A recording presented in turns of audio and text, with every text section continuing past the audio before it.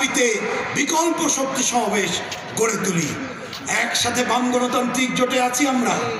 বাংলাদেশ জাসদ আছে, অন্য বামপন্থী শক্তি আছে, আসেন কর্মসূচির ভিত্তিতে নাপ থেকে তেঁতুলিয়া ছড়িয়ে পড়ি, মানুষের কাছে বিকল্পের পথে সন্ধান দেই।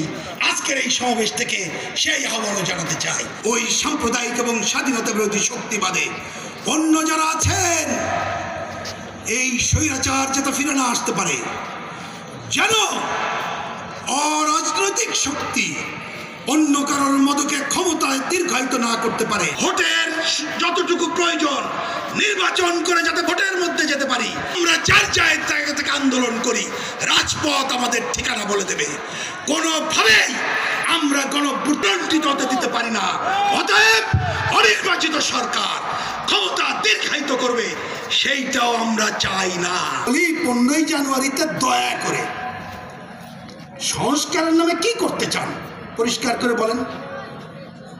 বললে আমরা বলেছি, আগের স্বৈরাচার অনেক প্রতিষ্ঠান ধ্বংস করে দিয়েছে। এটা সংলাপ 1 সেপ্টেম্বর থেকে বলছিল, কিন্তু এখনো সংলাপ করে নাই।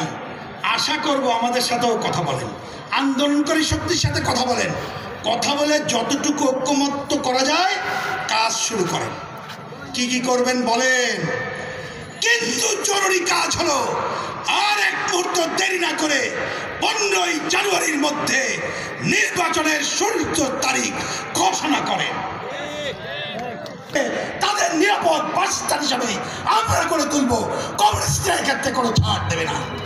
সরকারকে বলি, অস্বীকার করবেন না, যা সত্য স্বীকার করবেন।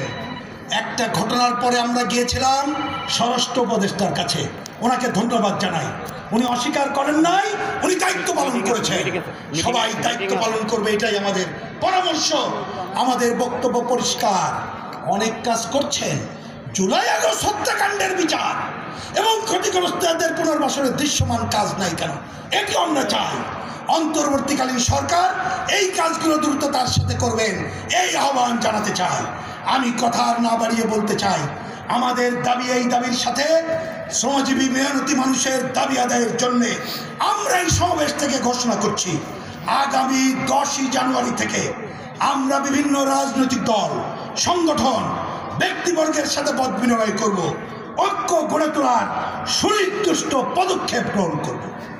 একই সাথে 10ই জানুয়ারির পর এই যে সংবিধান নির্বাচন, অনেকে অনেক আলাপ করেন, যার যার সুবিধা মতো করেন। আমরা আমাদের বামপন্থার অবস্থান থেকে বামপন্থী গণতান্ত্রিক দলগুলোকে সাথে নিয়ে